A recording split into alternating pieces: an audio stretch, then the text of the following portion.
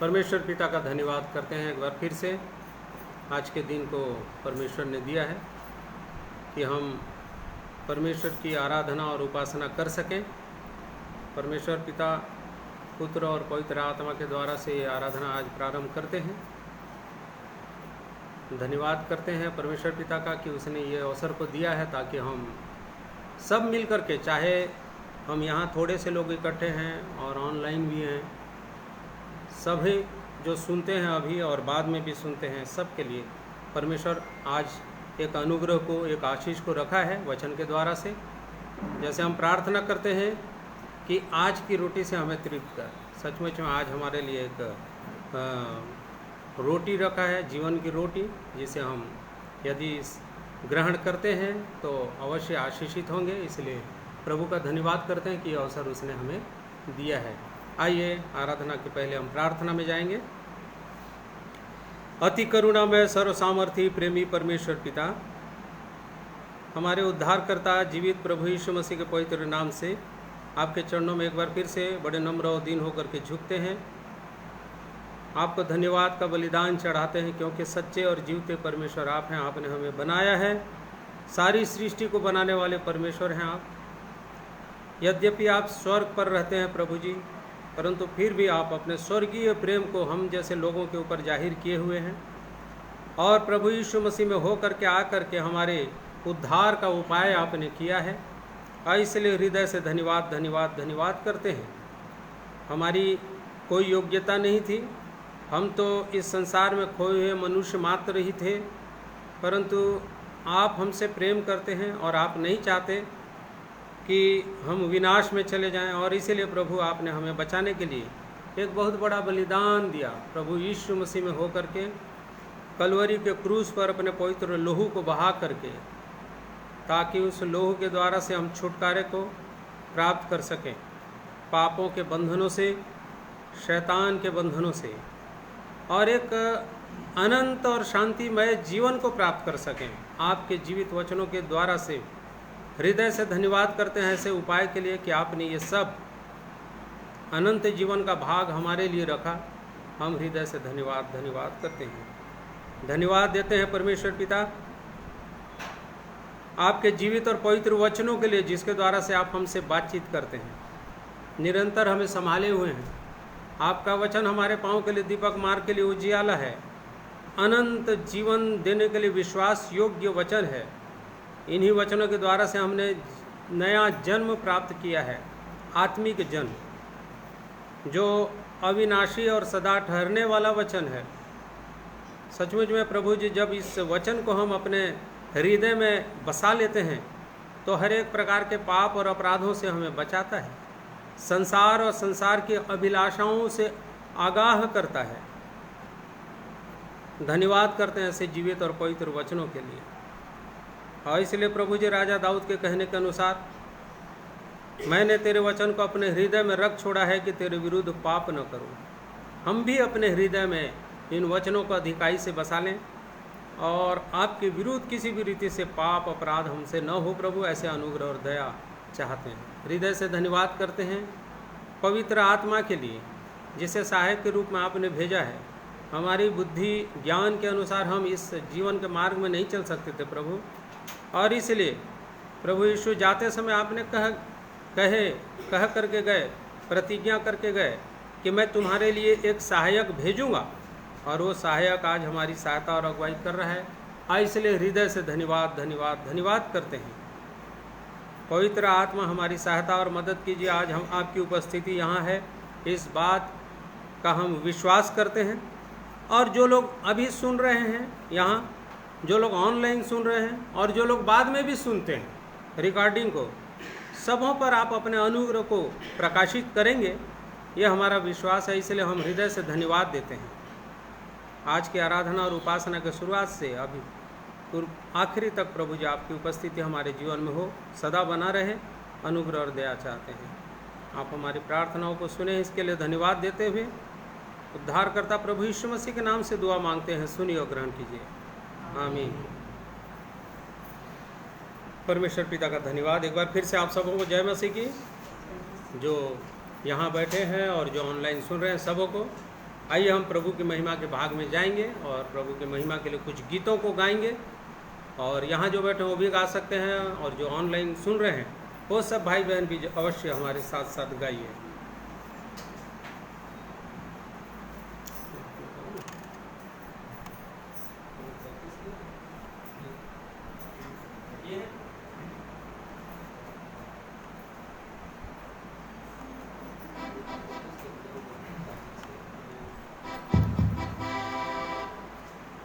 प्रभु की स्तुति हो, महिमा हो, सारा आदर सारी इज्जत परमेश्वर पिता को मिले। प्रभु यीशु मसीह के नाम से, पवित्र आत्मा की सहायता से हम प्रभु का धन्यवाद करते हैं एक बार फिर से कि उसने हमें एक अवसर दिया, यह जीवन दिया कि हम एक बार फिर से उठ जाएं, उठ करके प्रकाशित हों, ताकि हमारा प्रकाश सब लोगों में फैले। आइए आज के वचन के द्वारा से और महिमा के गीतों के द्वारा से अपने प्रकाश को प्रभु के लोगों तक पहुंचाएं। इस गीत को गा करके, उठ हो प्रकाशमान, तेरा प्रकाश आया है।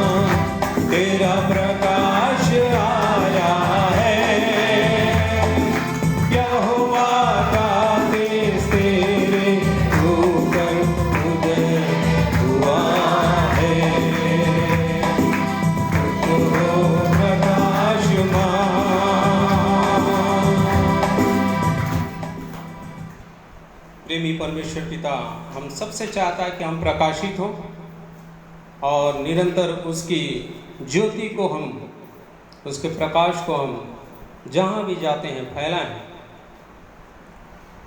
आइए प्रभु की महिमा में गाएंगे। हे परमेश्वर, हे मेरे राजा, मैं तुझको सराहूंगा।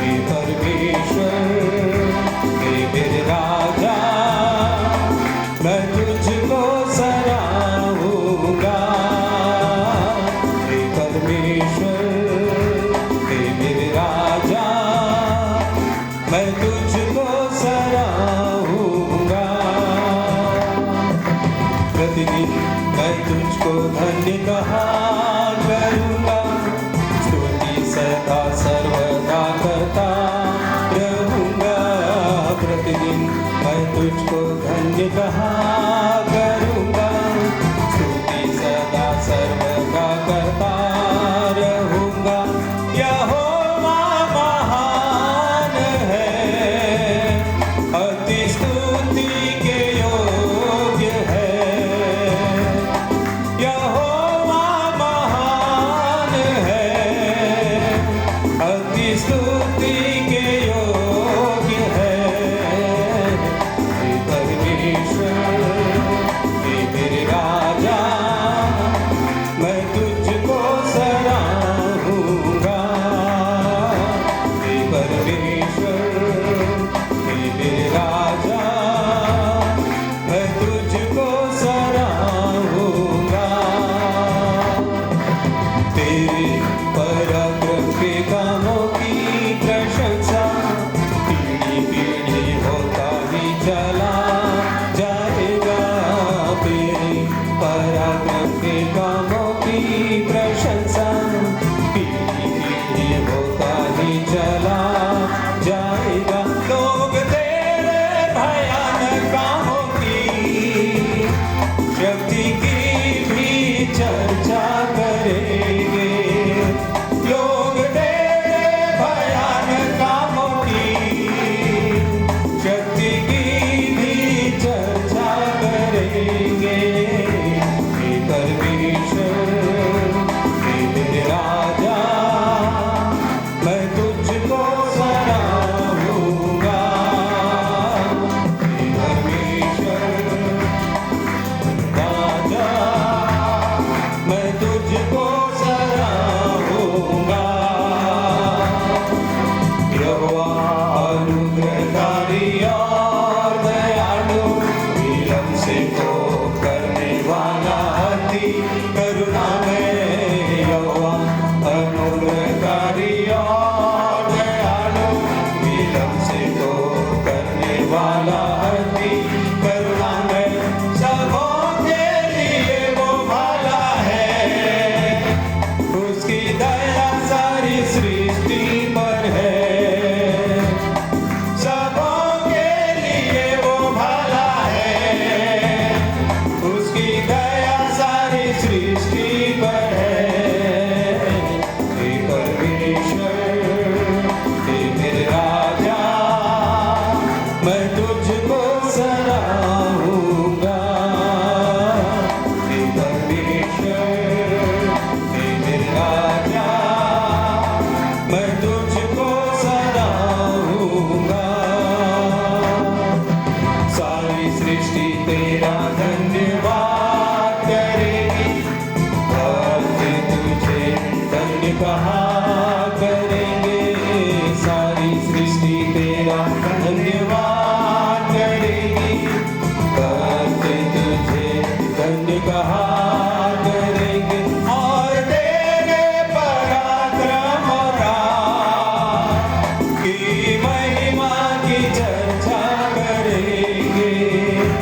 और तेरे पराक्रम की महिमा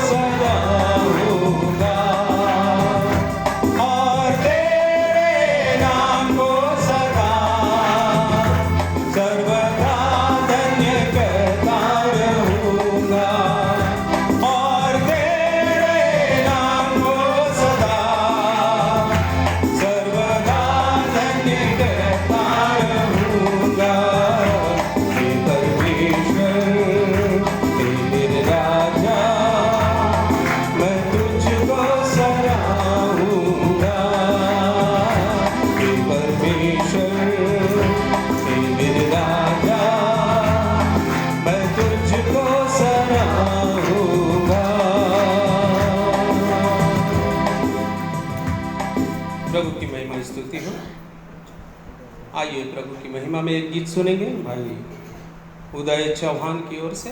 प्रभु की महिमा के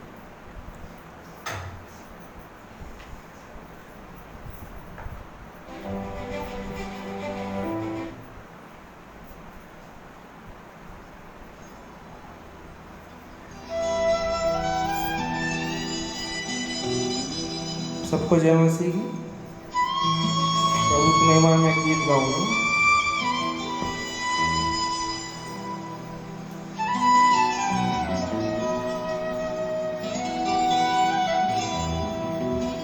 तेरे मार खाने से यीशु मैंने शिफा पाई है।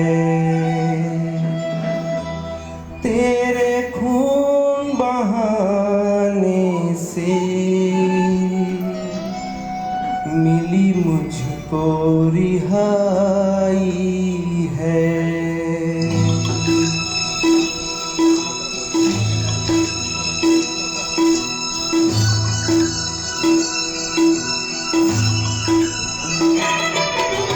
तेरे मार खाने से यीशु मैंने शिफा पाई है। तेरे मार खाने से यीशु मैंने शिफा पाई है। तेरे खून बहाने से मिली मुझको रिहाई है। तेरे खून बहाने से मिली मुझको रिहाई है।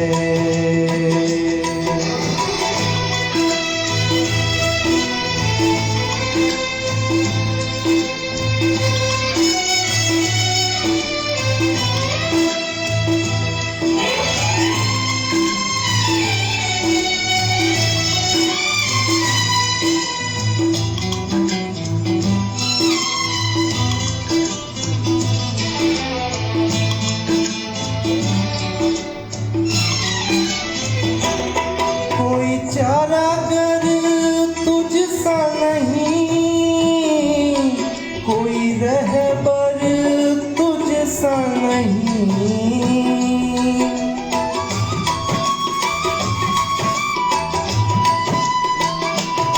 कोई चारागर तुझसा नहीं, कोई रहबर तुझसा नहीं। तूने अपनी जान देकर मेरी जिंदगी बचाई है। तूने अपनी जान देकर मेरी जिंदगी बचाई है। तेरे मार खाने से यीशु मैंने शिफा पाई है।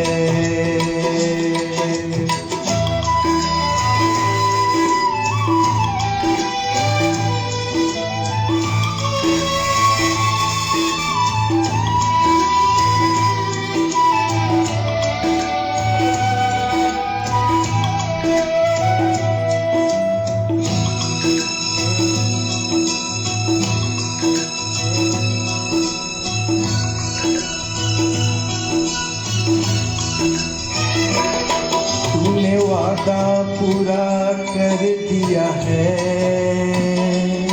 तूने पात्रों से भर दिया है।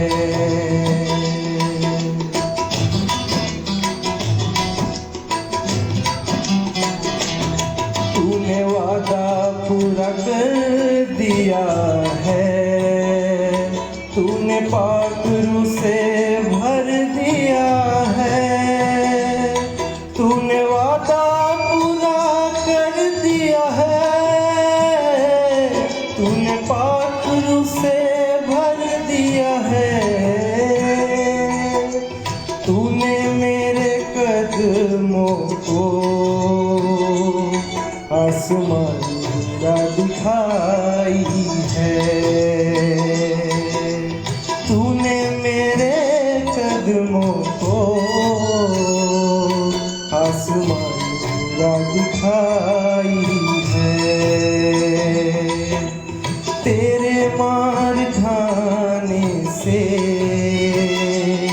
यीशु मैं शिफा पाई है।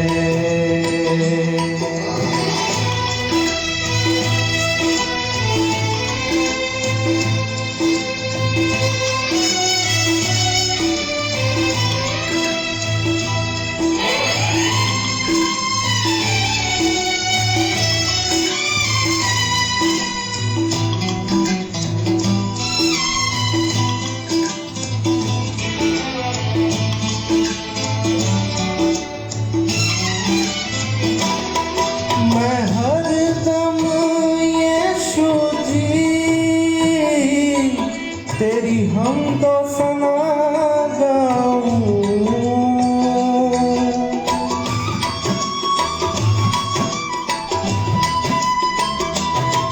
मैं हरदम यीशु जी तेरी हमदो सना गाऊं। मैंने अपनी सांसों में तेरी खुशबू बसाई है। मैंने अपनी सांसों में तेरी खुशबू बसाई है। तेरे मार खाने से यीशु मैंने शिफा पाई है। तेरे खून बहाने से मिली मुझको रिहाई है। तेरे मार खाने से यीशु मैंने शिफा पाई है।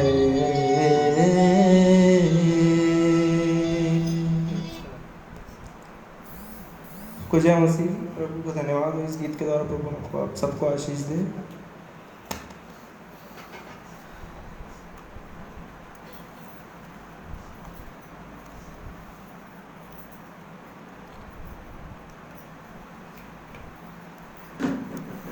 परमेश्वर पिता का धन्यवाद। प्रभु यीशु मसीह में एक बार फिर से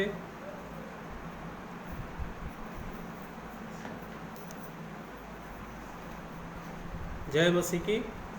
सचमुच में प्रभु यीशु मसीह के मार खाने से हमने शिफा पाई है। उसके लोहू के द्वारा से हमने जीवन को पाया है, बचाए गए हैं। और ये हमारे जीवित रहने का एक प्रमाण है। आज हम जो जीवित हैं, जीवित तो बहुत सारे लोग हैं, परंतु हम अनंत जीवन के लिए जीवित हैं। परमेश्वर पिता आज हम सबको आशीषित करें। पिछले दिनों हम पिछले दिनों फ्राइडे को हम लोग चाचा के यहाँ प्रेयर मीटिंग में थे, और जब वचन हो रहा था तो एक वचन बहुत सुंदर मुझे टच किया, और मैं चाह रहा था उसी समय प्रभु से मांग रहा था कि ये वचन को मैं मनन करूँ उसी दिन। और एक सकरा फाटक और चौड़ा फाटक, सकरा मार्ग और चौड़ा मार्ग के विषय में चाचा एक लाइन बोले थे, तो मैं सोचा कि मनन करूं इस वचन को, क्योंकि हम लोग बार बार सुनते हैं परमेश्वर के वचन को। सकरा फाटक में नहीं, सकरे फाटक में प्रवेश करना है, सकरे मार्ग में चलना है, चौड़े फाटक में या चौड़े मार्ग में नहीं जाना है। परंतु होता क्या चीज़ है, इस विषय में मैं उस समय प्रभु से मांग रहा था। मैं इसको अवश्य मनन करूँगा। और कल के रोज़ एक फ़ोन आया चाचा से कि परमेश्वर के वचन को रखना है, तो प्रभु सहायता करे कि जो मनन किया हूँ उसको आप लोगों तक मैं पहुँचा सकूँ। आइए मेरे साथ निकालिए परमेश्वर के वचन में से मत्ती रचित सुसमाचार उसका 7वां अध्याय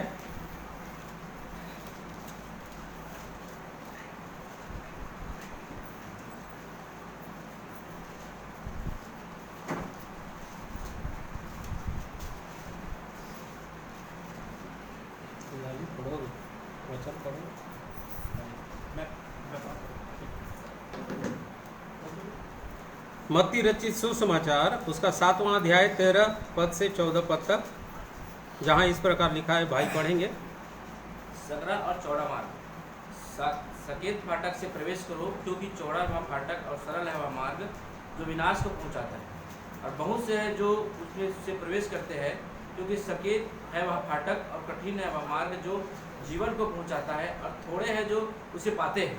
थोड़े हैं जो उसे पाते हैं। और एक वचन उसी में निकालेंगे, यदि लूका रचित सुसमाचार 13वां अध्याय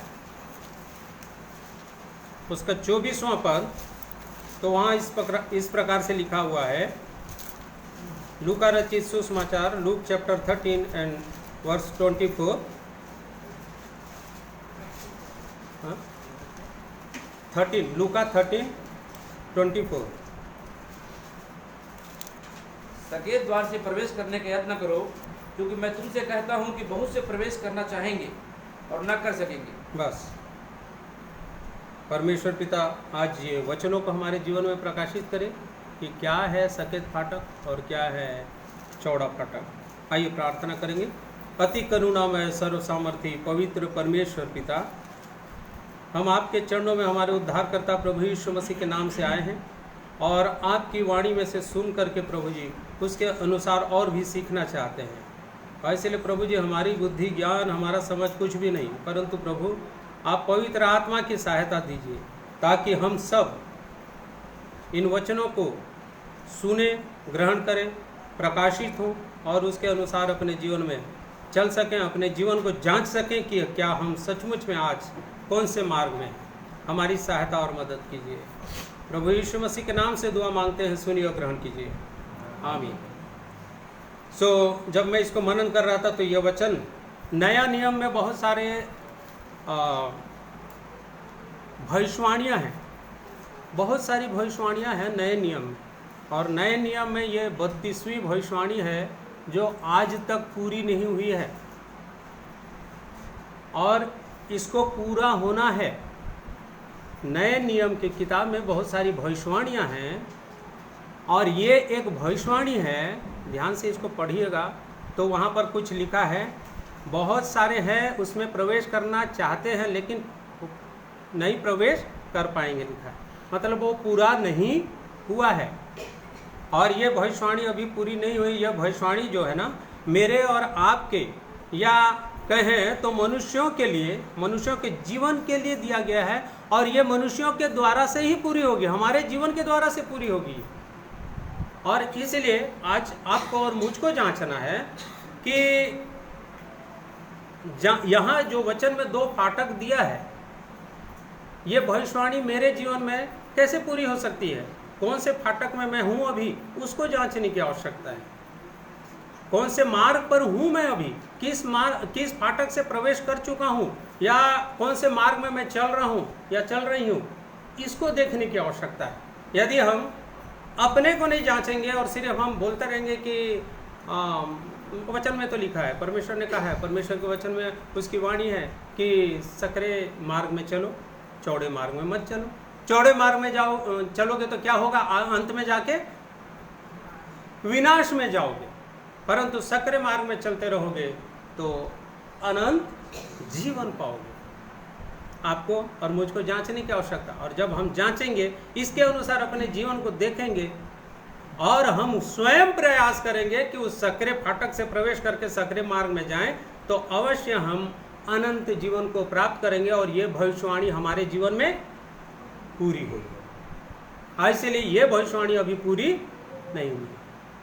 जब मैं सीख रहा था, इसको मनन कर रहा था, तो प्रभु मुझे आत्मा के द्वारा से बहुत सारी बातों को दिखा रहे थे, तो कुछ बातों को मैं आज नोट किया हूँ और आप लोगों के समक्ष रखूँगा, ताकि हम सब सीखें कि यहाँ हम 2 फाटक, 2 द्वार और 2 मार्ग के विषय में देखते हैं, और आज हम अपने जीवन को देखें कि हम किस फाटक से प्रवेश करके किस मार्ग में अभी चल रहे हैं। तो देखेंगे, पहला आज देखेंगे वर्तमान समय में कि सकेत फाटक और सकरा मार्ग का जीवन क्या होता है। सकेत फाटक और सकरा मार्ग, इसका जीवन कैसे होना चाहिए, वचन के द्वारा से देखेंगे। हमारी सोच विचार, हमारे बुद्धि के द्वारा से नहीं देखेंगे, परमेश्वर के वचन के आधार पे जब हम देखते हैं तो परमेश्वर के वचन को और वचनों में जो नियम है उसको कड़ाई से पालन करने के लिए परमेश्वर हमें आज्ञा देता है। एक वचन निकालेंगे, व्यवस्था विवरण, परमेश्वर के वचन में से व्यवस्था विवरण, उसका 30वां अध्याय, उसका 15वां पद और 16वां पद को जब पढ़ते हैं, ड्यूटेरोनॉमी 30, 15 एंड 16, 30, 15, 16। सुन, आज मैंने तुझको जीवन और मरण, हानि और लाभ दिखाया है, क्योंकि मैं आज तुझे आज्ञा देता हूँ कि अपने परमेश्वर यहोवा से प्रेम करना और उसके मार्गों पर चलना और उसकी आज्ञाओं, विधियों और नियमों को मानना, जिससे तू जीवित रहे और बढ़ता जाए। तेरा परमेश्वर यहोवा उस देश में जिसका अधिकारी होने को तू जा रहा है तुझे आशीष दे। हाँ, यहाँ ये आज्ञा है, उसकी आज्ञाओं और विधियों और नियमों को कड़ाई से मानने की आज्ञा है। सुन, आज हम सुन रहे हैं, परमेश्वर लिखा है ना, सुन, आज मैं तुझको जीवन और मरण, हानि और लाभ दिखाया है। एक सकरा मार्ग है और एक चौड़ा मार्ग है। आज किस में चलना है? क्या आज मैं और आप उसके इन नियमों को कड़ाई से अपने जीवन में पालन कर रहे हैं? यदि कर रहे हैं तो कौन से फाटक में हैं और कौन से मार्ग में हैं? सकरे फाटक और सकरे मार्ग में चल रहे हैं। और यदि नहीं कर रहे हैं, एज इट इज, जैसे चल रहा है वैसे चलने दो, तो हम सकरे मार्ग में नहीं हैं। ये जांचने की आवश्यकता है। इसीलिए परमेश्वर आज्ञा देता है। वचन जब शुरू से इस्राएलियों को दिया और वो आज हमारे लिए भी है। जब नए नियम में ये भविष्यवाणी अभी पूरी नहीं हुई है बोल रहा है, तो अवश्य है कि नए नियम में भी हमें आगाह किया है, चिताया है कि हम उस सकरे मार्ग में अपने जीवन को चलाएं। कैसे कैसे मार्ग है? पहला तो उसके नियम और उसकी आज्ञाओं को क्या करना है? ध्यान से सुनना है और उसके बाद उसके अनुसार धीरे धीरे आगे बढ़ने की कोशिश करना है। यह नहीं कि हम जैसे हैं वैसे चलते रहे और हम चाह रहे हैं, हम लोग सोच भी रहे हैं कि परमेश्वर के मार्ग में बढ़िया चल रहे हैं। ऐसे चलते हुए आप अंत में क्या उठाएंगे? हानि उठाएंगे। मैं भी हानि उठाऊंगा, हम सब हानि उठाएंगे। हानि उठाने के लिए हम लोग नहीं आए हैं। किस चीज के लिए आए हैं? लाभ के लिए आए हैं, अनंत जीवन के लिए इस जीवन को पाए हैं। और अब ऐसे ही चलो, हमारे पास तो बाइबल है, आई एम क्रिश्चियन, मैं तो क्रिश्चियन हूँ, प्रभु यीशु मेरे लिए प्राण दिया, वाह वेरी गुड, बहुत सुंदर, तेरे मार खाने से मैंने शिफा पाई है। वो तो शिफा दे दिया, पा ली। कई बार प्रार्थना करने से मिल भी जाता है, उसके लोग आने से सभी लोग जीवन पा सकते हैं। परंतु सही मार्ग में चलो, बस वहीं तक है क्या सीमित? वो मार्ग, कौन से मार्ग में अभी वर्तमान में हूँ, ये मायने रखता है। तब ही ये भविष्यवाणी हमारे जीवन के द्वारा से क्या होगी? पूरी होगी, नहीं तो नहीं हो रही है। इसीलिए ये भविष्यवाणी अभी तक पूरी नहीं हुई है, ऐसा लिखा है। तो परमेश्वर सहायता करे कि और देखते जाएंगे तो इस मार्ग में आपको बहुत सारे लोग मिलेंगे, ऐसे ऐसे टाइप के लोग बहुत सारे मिलेंगे इस मार्ग में। और कुछ तो सच्चे ढंग से चलते रहेंगे और कुछ चल रहा है चलते रहने दो। समझ रहे हैं कि नहीं? बहुत मतलब मैं कुछ वचनों को बताता हूँ, ज़्यादा गंभीर मत होइए, लेकिन गंभीरता अपने जीवन के लिए होइए कि ये वचन सचमुच में गंभीर है। एक वचन निकालिए, पहला राजा उसका 18वां अध्याय, पहला राजा उसका 18वां अध्याय, उसका 20वां पद को पढ़िए भाई, 20 से 22 तक पढ़ेंगे। हाँ, 18 अध्याय, फर्स्ट किंग चैप्टर 18, 20 to 22। तब अहाब ने सारे इजराइलियों को बुला भेजा, हाँ, और नबियों को करमेल पर्वत पर इकट्ठा किया और एलिय्याह सब लोगों के पास आकर कहने लगा, तुम कब तक दो विचारों में लटके रहोगे? यदि यहोवा परमेश्वर है तो उसके पीछे हो लो, और यदि बाल हो तो उसके पीछे हो लो। लोगों ने उसके उत्तर में एक भी बात न कही। तब एलिय्याह ने लोगों से कहा, यहोवा के नबियों में से केवल मैं ही रह गया हूँ, और बाल के नबी 450 मनुष्य हैं। बस ध्यान दीजिएगा, जब एलिया के समय में परमेश्वर के मार्ग में सही चलने वाला कितना जन बताया? एक अकेला था। इस मार्ग में, सकरे मार्ग में उसकी वाणी को सुन करके सही ढंग से चलने वाला एक ही नबी था। बहुत सारे लोग थे परंतु एक ही नबी था। और बाल देवता के जो चलता है, ऐसे वाले लोग कितने थे? 450। देख लीजिएगा, इसीलिए बोल रहा हूं, इस मार्ग में हम आ तो गए हैं ऐसे लगता है, परंतु क्या सचमुच में इस मार्ग में है? सकरे मार्ग में, सकरे फाटक से प्रवेश करके, कि आज भी खोए हुए हैं? वो भी चल रहा है, ये भी चल रहा है, वो भी चल रहा है, ये भी चलता है। अगर एलिया ने कहा कि मैं अकेला हूं, आप भी अकेले हो क्या उस मार्ग में, कि सबको लेके चल रहे हो साथ में? किसको? सब तरफ, दाएं बाएं सब तरफ, पूरे संसार को। समझ रहे हैं कि नहीं समझ रहे? वो अकेला था, परमेश्वर का जन अकेला था, अकेला चल रहा था। उसके अगेंस्ट में चलने वाले और बहुत सारे लोग थे। कितने लोग थे? 450। वो भी नबी थे। परंतु हुआ क्या? अंत में ये 450 लोग और उसके पूरे और प्रजा टोटल क्या हो गए? नाश हो गए। एलिया परमेश्वर का जन जीवित रहा। आज मेरे जीवन को देखना है, आज यही कंडीशन में रहेगा। इसीलिए जब आप भीड़ में चल रहे हैं या बहुत सारी संसार की बातों में ही चल रहे हैं तो चेक करिए, अभी मैं सकरे मार्ग में हूँ क्या कि चौड़े मार्ग में चल रहा हूँ? मेरे सोच विचार कैसे हैं? सोच के देखिएगा। उस समय जब आप कार्य क्षेत्र में हैं तब भी देखिए अभी मैं कैसा हूँ। चौड़े मार्ग में चलने वालों के जैसे बोली भाषा है, मेरा चाल चलन है, मेरा व्यवहार है, कि सकरे मार्ग में चलने वालों के जैसे चल रहा हूँ? क्योंकि वो अकेला था और परमेश्वर की ओर दुहाई दिया और ऊपर से आग आकर के पूरे वेदी को भस्म कर दिया। और ये 430 450 लोग रहे और वो लोग चिल्लाते रहे, लेकिन उनका पर चौड़े मार्ग में आखिरी में जाकर के विनाश में। इसलिए मेरे भाइयों बहनों, आज मुझको और आपको ये देखना है कि बहुत सारे लोग दिखेंगे हमारे साथ चलते हुए, बहुत सारे लोग दिखेंगे, परंतु सकरे मार्ग का जीवन उनका नहीं होगा। आपको व्यक्तिगत अपने जीवन को चेक करने की आवश्यकता है कि आप सकरे मार्ग में, सकरे जीवन में जी रहे हैं कि नहीं जी रहे। क्योंकि बहुत सारी आज्ञाएं हैं, बहुत सारे नियम हैं, उन नियम को हम पालन नहीं करते हैं, जिसके कारण आज हम कौन से मार्ग में चल रहे हैं पर पता नहीं चलता है, भान नहीं होता है, ज्ञान नहीं होता है कि मैं चौड़े मार्ग में पहुंच चुका हूं। ध्यान दीजिए,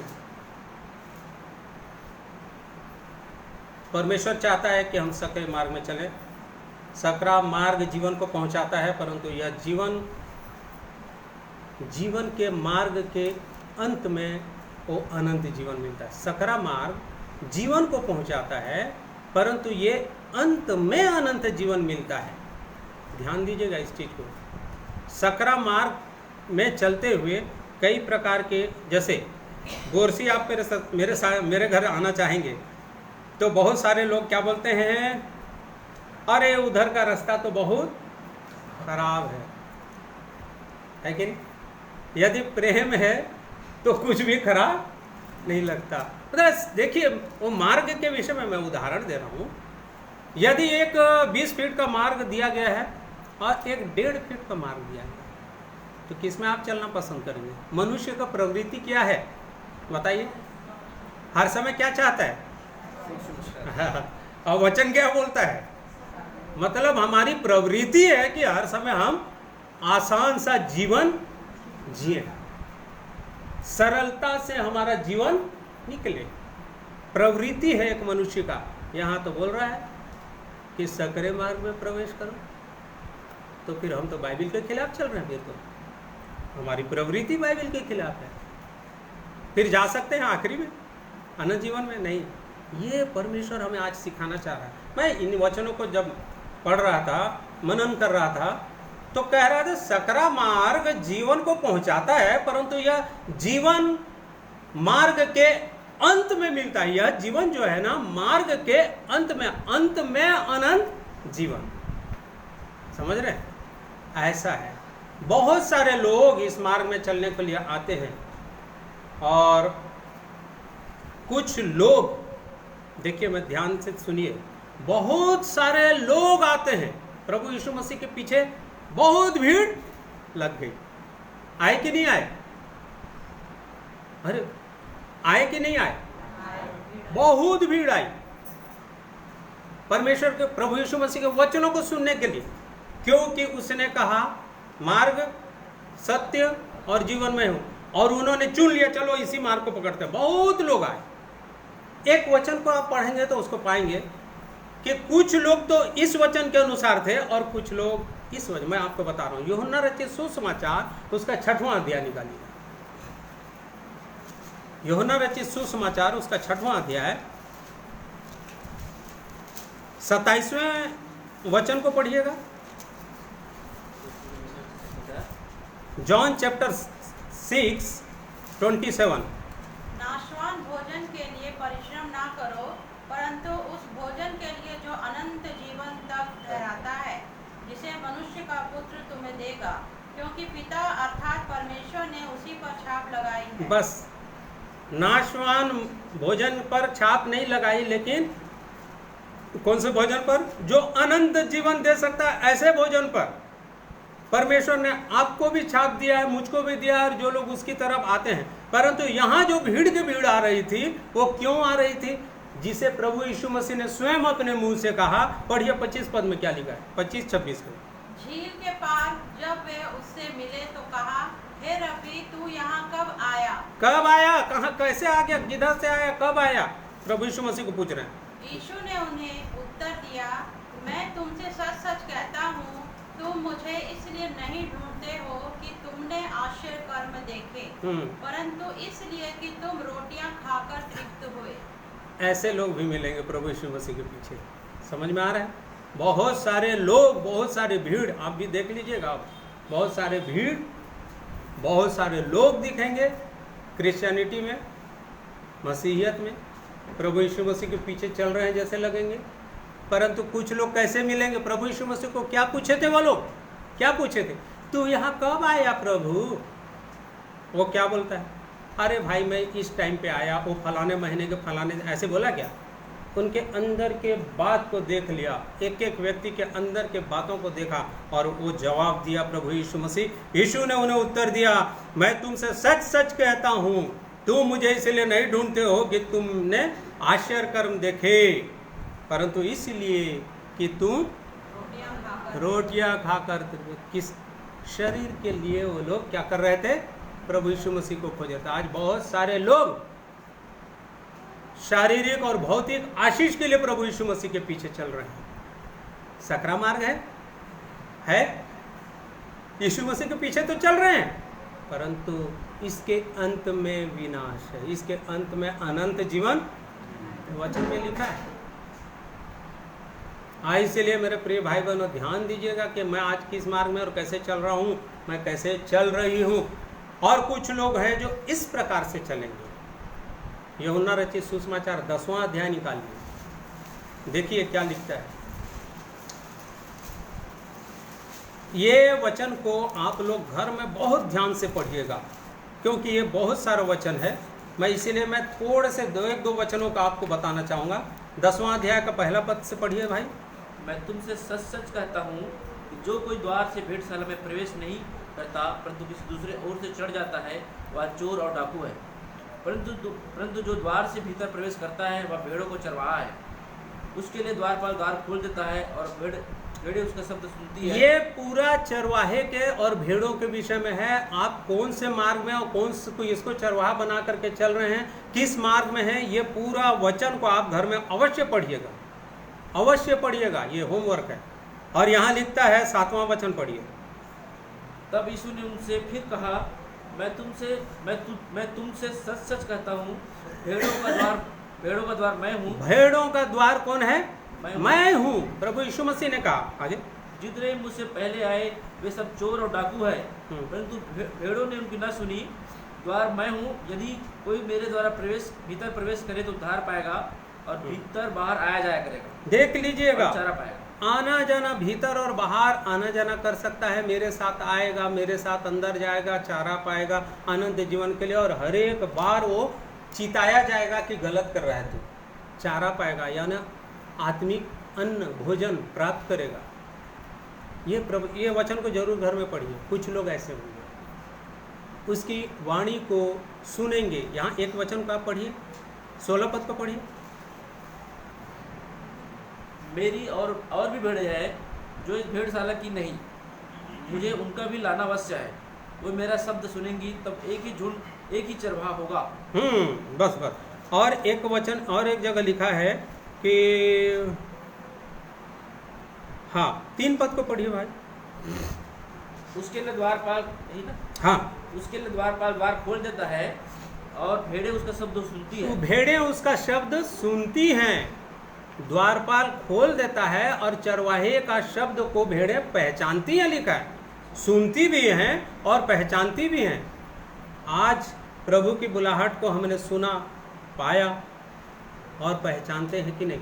कई बार हम लोग धोखे में रहते हैं, कुछ और वाणी सुनते हैं और उसके अनुसार चलने लग जाते हैं, जिसके कारण क्या होता है मालूम है आप लोगों को? यहाँ बहुत सारी बातों को लिखा है। यहाँ लिखा है कि 12 पद पढ़िए।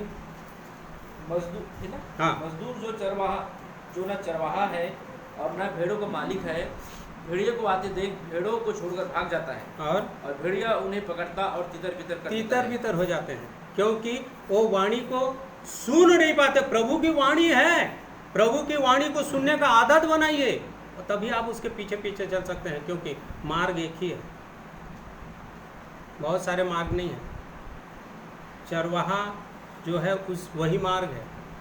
यहाँ लिखता है मजदूर भी है जो भेड़ों को क्या करता है? चराता है। मजदूरी वालों का सुनिए मत, चरवाहे का सुनिए।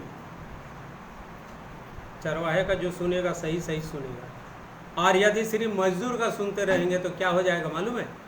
भेड़ें क्या हो गई? तितर। दिमाग में यही आने लग जाएगा। यहाँ तो वो उसने ऐसे कहा था, उसने वो भाई ऐसे बताए, वो भाई ऐसे बताए। परमेश्वर का वचन प्रभु यीशु मसीह हमसे क्या बातचीत कर रहा है।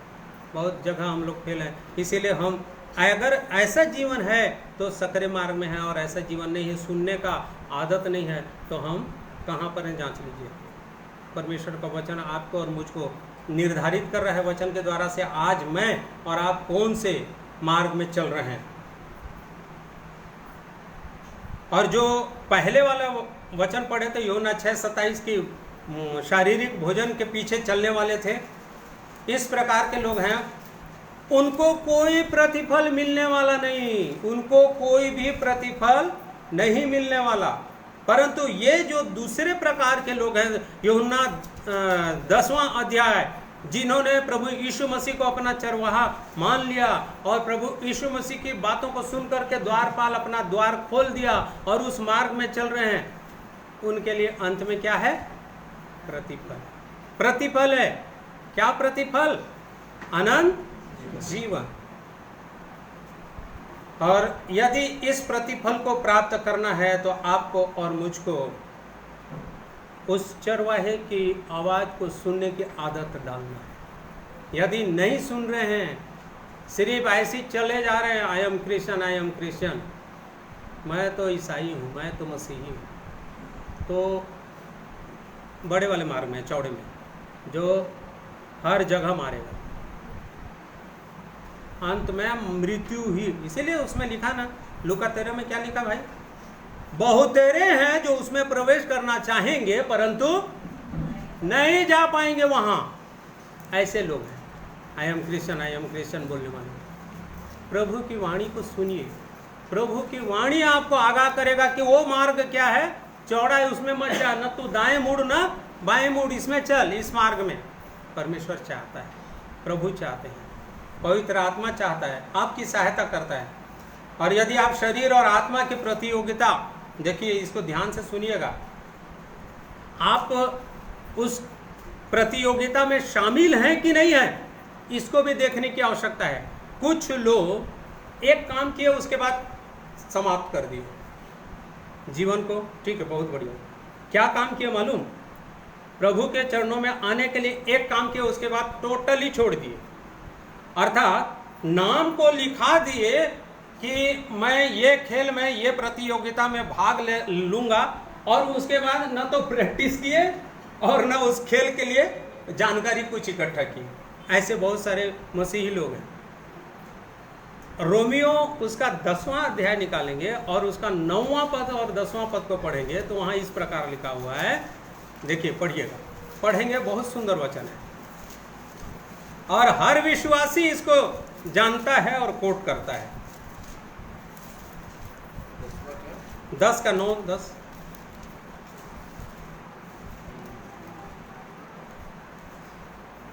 यदि तू अपने मुंह से यीशु को प्रभु जानकर इनकार करे और मन से विश्वास करे कि परमेश्वर ने उसे मरे हुए में से जिलाया है, तो तू निश्चय उद्धार पाएगा। क्योंकि धार्मिकता के लिए मन से विश्वास किया जाता है और उद्धार के लिए मुंह से अंगीकार किया जाता है। बस ये काम तो कर लिए, नो प्रॉब्लम, हमने नाम लिखा दिया क्योंकि हम अपने मुंह से क्या कर लिए, अंगीकार कर लिए, हो गया, हम मसीही ठहरा दिए गए। अरे भैया, आपको प्रतियोगिता में नाम लिखाए हो, अब तो लड़ना है, प्रैक्टिस करना है, उसको क्या करने के लिए, उस इनाम को पाने के लिए, जीतने के लिए। प्रतिफल नहीं मिलने वाला, नहीं तो कुछ लोग निश्चिंत हो जाते हैं, मैंने तो कर दिया, आज मेरे जीवन से प्रभु का ये वचन बात किया और मैंने तो कर दिया, आज मैं प्रभु कि यदि तू यीशु को प्रभु जानकर अंगीकार करे, मैंने तो कर लिया। बहुत सारे ईसाई लोग यही काम कर रहे हैं, बहुत सारे विश्वासी लोग बहुत ठंडे हो जाते हैं और क्या बोलते हैं, मैं मई महीना को, उस सन में 1997 में मई महीना के इस तारीख को इतना समय प्रभु यीशु मसीह को ग्रहण कर लिया, ये गवाही देते। उसके बाद क्या है कि आपने प्रैक्टिस किया, उस लड़ाई में शामिल हुए, उस प्रतियोगिता में शामिल हुए, ये तो लड़ाई है, जो बलवान है वही छीनेगा, ये तो प्रतियोगिता है। कुछ नहीं कि चुपचाप शांति से क्या हो जा रहे हैं, बैठ जा रहे हैं। मिलेगा जीवन, मिलेगा। प्रतियोगिता में बिना भाग लिए, जैसे व्यायाम, खेलों में, स्पर्धा में भाग लेते हैं, वैसे ही इस मार्ग में भी आपको लड़ना पड़ेगा और प्रतियोगिता के लिए क्या करना पड़ेगा, तैयारी करना पड़ेगा। नहीं तैयारी किए तो क्या हो जाएंगे, मार्ग में ही फेल हो जाएंगे। फर्स्ट, सेकंड, थर्ड पोजीशन तो छोड़ दो, किसी पोजीशन में नहीं दिखेंगे। फिर क्या होगा, ओ एकदम पीछे, वहां से ऐसा मार्ग है, उधर ही जा रहे हैं बड़े मजे से। याद रखिएगा, पहला कुरिन्थी 9वां अध्याय निकालिए,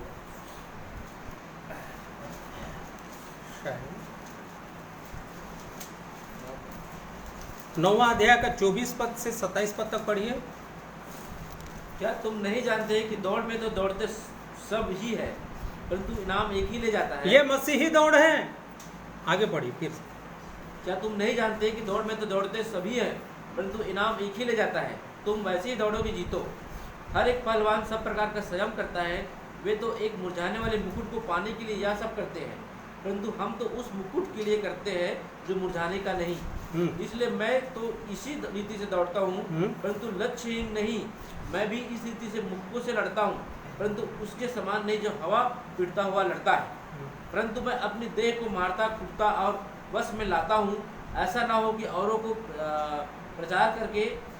प्रचार करके मैं आप ही किसी रीति से निकम्मा। ऐसा ना हो कि मैं शिक्षा देते रहूं सबों को और मैं ही खुद संसार में खोए रहूं। मैं अपने आप को क्या करता हूं, तो पौलुस क्यों बोला है? ये मसीही दौड़ रहा था, आज आपको और मुझको भी शिक्षा दे रहा है, बेटे बेटियों इसी रास्ते में चलो।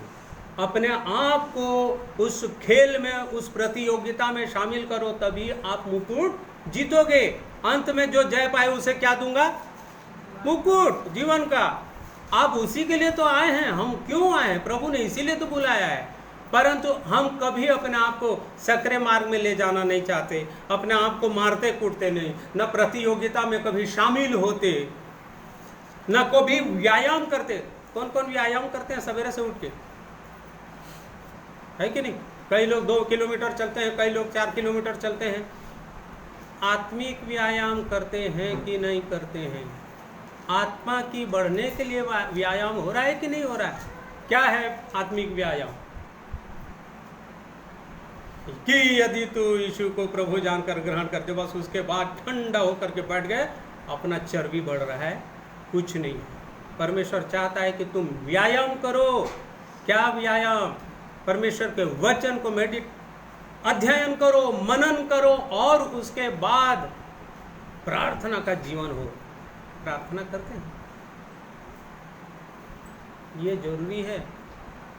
अपने लिए प्रार्थना तो करते हो, सबके लिए भी प्रार्थना। बहुत सारे अभी गवाहियों को सुनोगे तो आपको मालूम है, हमने जब चर्च में गए, बहुत सारे मुसलमान और हिंदुओं की गवाही में कम से कम सैकड़ों सुन डाला हूँ, तो उनकी गवाही में एक पॉइंट से उन्होंने टर्न हो गए, पूरे मूर्ति पूजा से टोटल इधर आ गए। कैसे? जब हम चर्च गए या मीटिंग में, कॉटेज मीटिंग में गए, तो हमने देखा वहाँ हम तो मंदिर जाते हैं, हम तो गुरुद्वारा जाते हैं, हम तो मस्जिद जाते हैं, पर हम अपने लिए प्रार्थना करते हैं, परंतु ये मसीही लोग दूसरों के लिए प्रार्थना करते हैं। हमने कभी नहीं सीखा कि हम दूसरों के लिए प्रार्थना करें। उनका जीवन बदल गया, जीवन बदल गया। परमेश्वर ने उनसे बातचीत किया, ट्रैक बदल गया, प्रभु की ओर आ गए। आज विश्वासी लोग ठंडे पड़े, क्योंकि कि यदि तू यीशु को प्रभु जानकर, क्योंकि कर लिए हैं, और तो जरूरत नहीं है प्रार्थना करने का। अपने लिए भी प्रार्थना नहीं करते बहुत सारे लोग। मेरे भाई बहनों, बोझ के मैं बहुत पहले एक गीत बनाया था, बहुत सुंदर, आत्माओं के लिए वेदना से प्रार्थना करो। बहुत सुंदर, आत्माओं के लिए वेदना। क्या है वेदना? क्या होता है मालूम है आप लोगों को? हम सबको मालूम है वेदना क्या चीज होती है, मालूम है आप लोगों को? मुझको उस दिन बहुत वेदना हुआ जब इस गीत को बना रहा था। एक वचन स्मरण तो नहीं आ रहा है। जब प्रभु यीशु मसीह गतसमनी के बाग में थे, चेले वहाँ नीचे में रखे लेटे हुए थे और वो प्रार्थना करने गए। जब उनकी घड़ी आ पहुंची, पकड़वाने वाला आने वाला था, तो वो कैसे प्रार्थना कर रहे थे? कौन सा बताएं सर? क्या? हाँ, मत्ती में ही है, 26 अध्याय, यस, हाँ, 44 पद या 41 पद है ना। तो ये वो जब प्रार्थना कर रहे थे तो उनका लोहू पसीना के जैसे क्या हो रहा था? किसके लिए प्रार्थना कर रहे थे? आपके हम सब के पापों को लेने के लिए प्रार्थना कर रहे थे, वेदना के साथ। आज वो वेदना आपके और मेरे जीवन में है। व्यायाम क्या कर रहे हैं? प्रतियोगिता में भाग ले लिए। वो बोले करो प्रतियोगिता के लिए अपने आप को मारता और कूटता हूँ, ये काम कर रहा था। कौन? पौलुस है, लूका 22 में है तो बोल रहा है। हाँ, लूका 22 हो सकता है।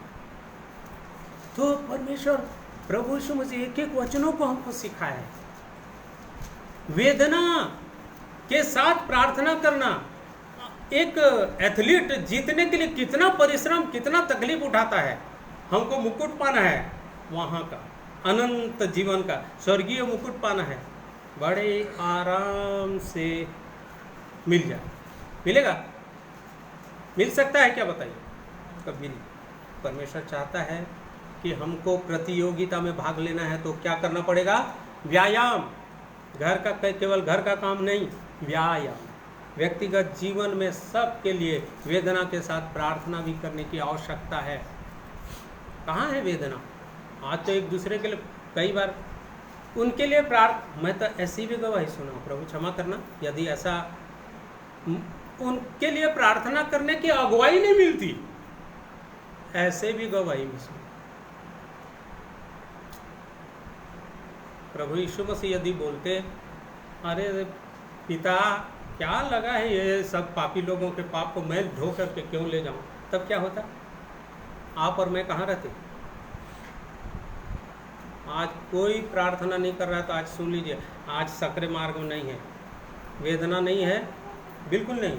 क्योंकि सकरा मार्ग तो जीवन ही है, कठिनता का जीवन, प्रयत्न का जीवन, प्रतियोगिता का जीवन।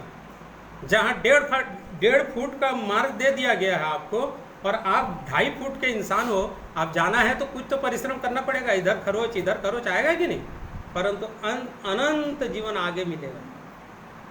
यहाँ तकलीफ जरूर है। प्रार्थना कीजिए, प्रभु हम सब से यही चाहते हैं।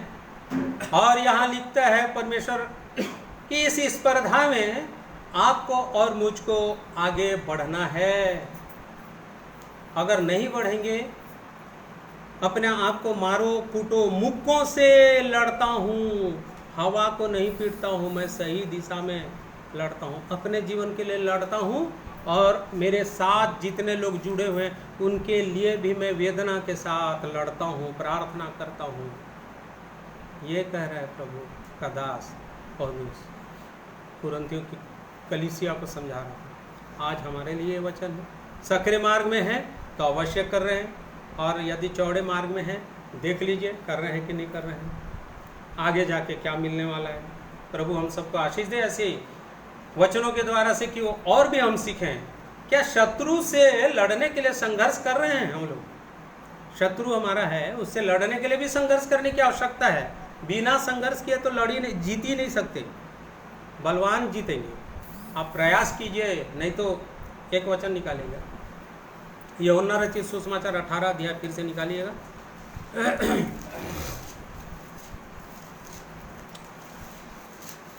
और 36वें पद को पढ़िए, 36। यीशु ने उत्तर दिया, यही है ना? हाँ ठीक है। मेरा राज्य इस संसार का नहीं, यदि मेरा राज्य इस संसार का होता तो मेरे सेवक लड़ते कि मैं यहूदियों के हाथ सौंपा ना जाता। जिस समय यहूदियों के हाथ सौंपा जा रहा था उस समय उसके सेवक लड़ सकते थे, लेकिन यहाँ का राज्य है नहीं। हमारा राज्य कहाँ का है? यहाँ का। यहाँ के लिए तो बहुत लड़ रहे हैं कि नहीं लड़ रहे हैं भाई? यहाँ आराम से जीवन जिए करके हम सवेरे से उठ करके बहुत लड़ रहे हैं, बिना ब्रश किए लड़ रहे हैं, रात के 12 बजे तक भी लड़ रहे हैं आराम से जीवन जीने के लिए। सही है कि नहीं? नौकरी कर रहे हैं, कोई 8 घंटा कर रहे हैं तो कोई तो 12 घंटा कर रहे हैं। कैसे भाई? बैठे बैठे। गलत तो नहीं बोल रहा हूँ? यहाँ का आराम का जीवन। यदि यहाँ का राज्य को ही जीना है तो उधर वाला लड़ाई तो छोड़ दिए, यहाँ का लड़ाई तो लड़ ही रहे हैं। प्रभु यीशु मसीह का कहना है, यदि मेरा राज्य यहाँ का होता तो मेरे सेवक लोग सब लड़ने के लिए चले जाते। मैं लड़ रहा हूँ तो केवल इसी के लिए लड़ रहा हूँ। मेरे भाइयों बहनों, सवेरे से लेकर के शाम सोने तक का अपने जीवन के लिए, सिर्फ इसी जीवन के लिए लड़ाई मत लड़ो। वहाँ जो मुकुट धरा है उसके लिए लड़ाई करो। उस शत्रु से लड़ाई करो जो आपके एक एक मिनट को रोक देता है वचन पढ़ने के लिए, आपके एक एक घंटे को, हर एक 10वां अंश भाग को घंटे के टाइम के वचन पढ़े और प्रार्थना करो, उसको शत्रु रोक देता है। उसके लिए लड़ो। लड़े कभी? लड़ रहे हैं। कौन से मार्ग में हम लोग? समाप्त हो जाएगा, समाप्त। अनंत जीवन जो बोले ना कि यदि तू यीशु को प्रभु जानकर कर तो दिए, उस दिन के बाद खुश हैं, समाप्त हो जाएगा, अनंत जीवन में आखिरी में इसीलिए वहाँ साफ साफ लिख दिया है, बहुतेरे हैं जो इसी भूल में रहेंगे कि हम तो उसमें प्रवेश कर लेंगे, लेकिन प्रवेश नहीं पहुँचेंगे। बहुतेरे लोग हैं वैसे, बहुतेरे चाहते तो होंगे, हमने ग्रहण किया था, हमने प्रचार किया था, हमने मस्त गाना गाया था, हमने बहुत सुंदर लोगों के लिए भलाई की, क्या किए हैं? जब हम कौन से मार्ग में? इसीलिए सकरा मार्ग और चौड़ा मार्ग को समझ लीजिए। आज मुझे प्रभु ने सिखाया, आज मैं आप लोगों के साथ शेयर कर रहा हूँ। प्रभु मुझे भी सहायता करे कि मैं भी सीखूं। 1 तीमुथियुस उसका 6वां अध्याय निकालिएगा। 1 तीमुथियुस उसका 6वां अध्याय, उसका 12वां पद में क्या लिखा है देखिए।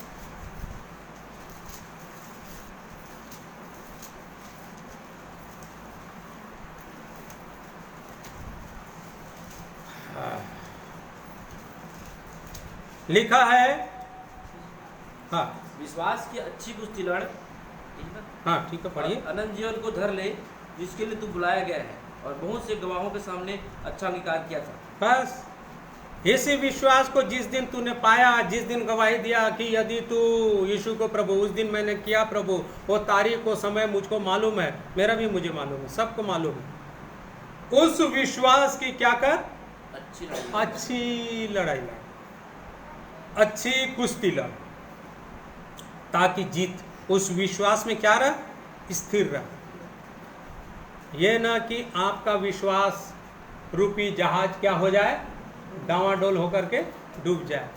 चौड़े मार्ग में जाओगे ना तो डावाडोल होगा, सकरे मार्ग में रहोगे तो इधर उधर प्रभु संभाल लेंगे, पलटी नहीं होने।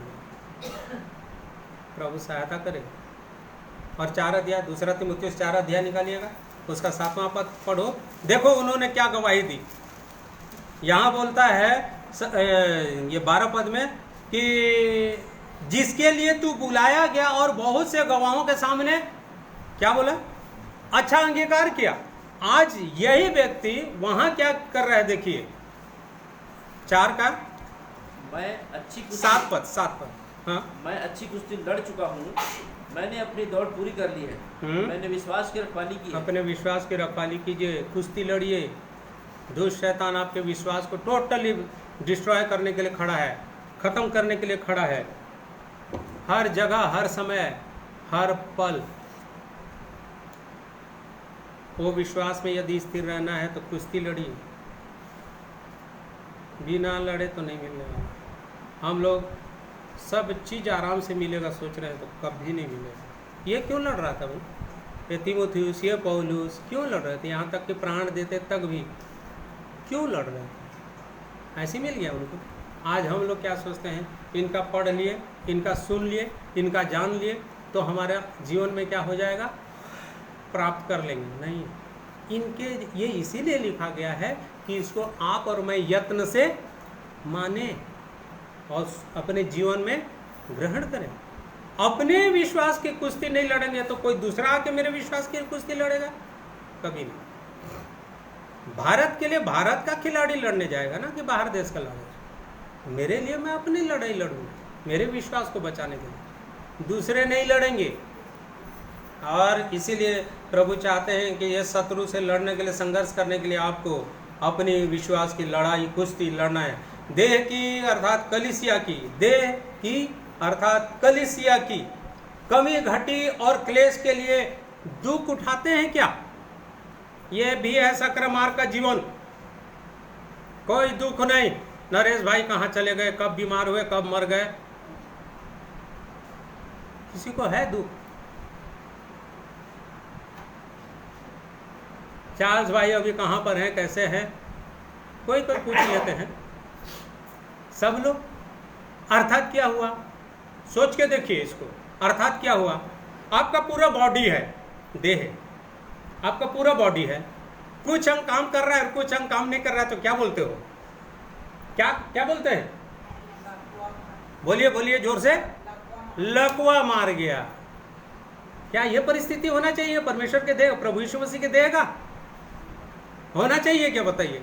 कुछ लोग पूछते हैं, कुछ लोग नहीं पूछ। इसीलिए मैं बोला कौन से मार्ग में है उसको मुझको देखना है, आपको देखना है। समझ रहे हैं कि नहीं? देह के लिए, कलीसिया के लिए, कलीसिया के हाव भाव, उठना बैठना, चाल चलन, और यहाँ तक कि बोलता है उनके क्लेश के लिए आपका योगदान क्या है? आप भी तो एक अंग हो ना।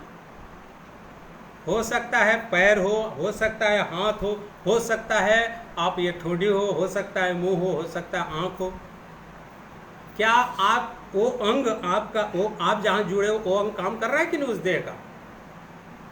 इस कलीसिया के परिस्थिति को देख करके, अरे वो पाँव के नीचे का आखिरी उंगली जो कुछ गिना नहीं जाता वो नरेश भाई है, और आज तो उनको चोट लग गया है।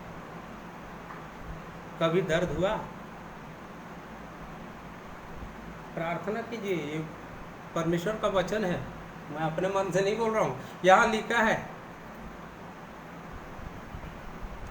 अगर बोझ नहीं आ रहा है, आप कौन से अंग में जुड़े हैं? यदि आप हाथ हैं तो आपको काम करना है, यदि आप पैर हैं तो आपको जाना है, आप यदि मुंह हैं तो उसके लिए दुआ करना है, कर रहे हैं। देह में तो जुड़े हैं, बोल रहे हैं। नहीं जुड़े हैं तो बोल दीजिए, क्योंकि कहाँ तो बोल रहे अच्छी कुश्ती लड़ रहा हूँ, गवाही दे रहा हूँ, करिए। हमारे बीच के सब भाई बहनों के लिए बड़े बोझ के साथ आप लोग करिए, नहीं तो देह उन्नति आधा लकवा मार गया। लकवाग्रस्त दे चाहिए, प्रभु को लकवाग्रस्त दे जाना है उठा के। अपने जहां जुड़े हो उसको जीवित रखिए।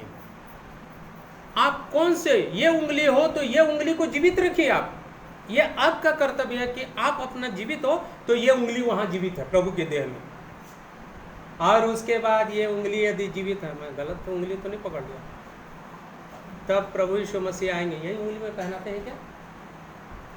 तब प्रभु यीशु मसीह आएंगे, स्वर्गीय विवाह होगा और अपना रिंग को फिर यहाँ जीवित रखिएगा। दुल्हन है, समझ रहे हैं? ये देह क्या है? प्रभु यीशु मसीह की दुल्हन लेने आने वाला है। आज एक दूसरे के प्रति थोड़ा भी दर्द नहीं। कैसे देह का, जो देह में क्लेश हो रहा है उसके प्रति कोई दर्द नहीं। अरे बहुत सारे लोग सताए जा रहे हैं, बहुत सारे लोगों को मारा जा रहा है, प्रभु के लोगों को। हम नहीं जानते, हाँ वो लोग ऐसे जो नहीं, ये आपकी धारणा है, ये आपकी धारणा है और मेरी धारणा है कि वो लोग ऐसे लोग हैं। नहीं, हम कैसे न्याय कर सकते हैं कि वो कैसा है और कैसा विश्वास है? यदि प्रभु के लोग सताए जा रहे हैं तो उनके लिए बोझ के साथ आप प्रार्थना कर रहे हैं, उनके लिए योगदान दे रहे हैं, आप जीवित हो ना। इसीलिए मेरे प्रभु चाहता है कि ये कलीसिया भी जीवित हो, मरी हुई कलीसिया नहीं लेने आएगा। प्रभु चाहता है। इसलिए जब कलीसिया को या उसके देह में कमी घटी दिखता है तो आप भी दुख उठा करके वेदना के साथ उस देह को ठीक करने के लिए पूरी तैयारी के लिए। बहुत सुंदर गाना गाते हैं भाई हम लोग, 16 श्रृंगार से मैं तुझको, गाना गाते हैं, लेकिन इस देह को सजाने के लिए हमारा योगदान कहाँ पर है, कैसे है, देख लीजिएगा। 16 श्रृंगार है हुआ, हो रहा है कि नहीं इस कलीसिया का? नहीं हुआ है तो नहीं जाएंगे। सकरे मार्ग में नहीं है, चौड़े मार्ग में चल रहे हैं बड़े आराम से। परिश्रम करिएगा, बिना परिश्रम के कुछ नहीं मिलने वाला। कुलुसी 1 अध्याय निकालिएगा। कुलुसी 1 अध्याय में लिखता है, कुलुसियों की पत्री 1 अध्याय 24 पद पढ़िए।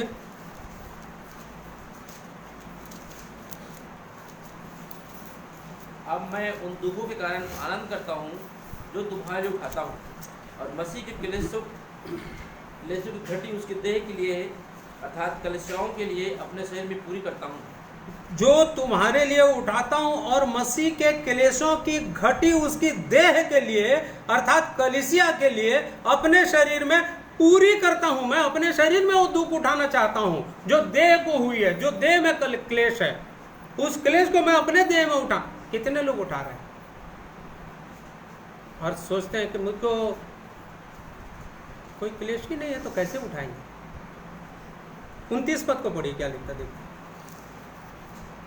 इसी के लिए मैं उसकी उस शक्ति के अनुसार जो मुझ में सामर्थ्य के साथ प्रभाव डालती है तन मन लगाकर परिश्रम भी करता हूं। तन और मन अपने शक्ति के अनुसार जो मुझको ऊपर से क्या देता है, सामर्थ्य देता है।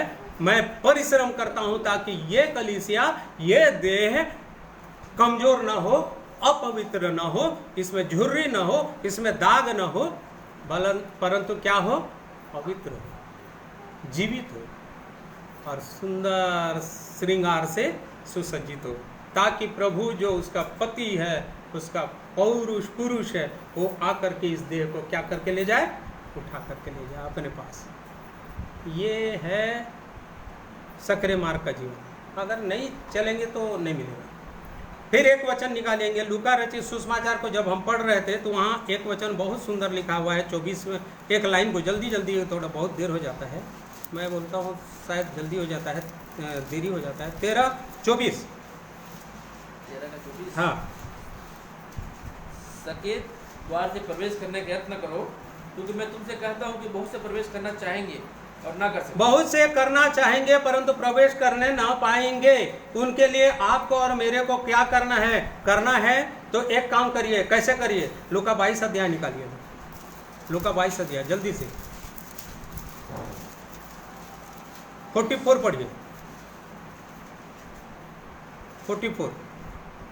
वह अत्यंत संकट में व्याकुल होकर और भी हार्दिक वेदना से प्रार्थना करने लगा। हाँ। और उसकी पसीना मानो लहू की बड़ी बड़ी बूंदों के समान भूमि पर गिर रहा प्रार्थना करिएगा यदि आप चाहते हैं कि ये कलीसिया पवित्र हो, बहुत जोर से। यही है वेदना, प्रभु यीशु मसीह का वेदना के साथ प्रार्थना करने का प्रतिफल क्या हुआ। और एक व्यक्ति का उदाहरण आपको दूंगा जो ऐसे ही वेदना के साथ, कलीसिया में ऐसे लोग थे, प्रार्थना करता था। उसका नाम था इपफ्रास। आप निकालिए, एक वचन निकालिए, कुलुसियों उसका दूसरा 4था अध्याय, कुलुसियों की पत्री 4था अध्याय, जल्दी से निकालिए। 12 पद पढ़िए भाई, कुलुसियों 4:12।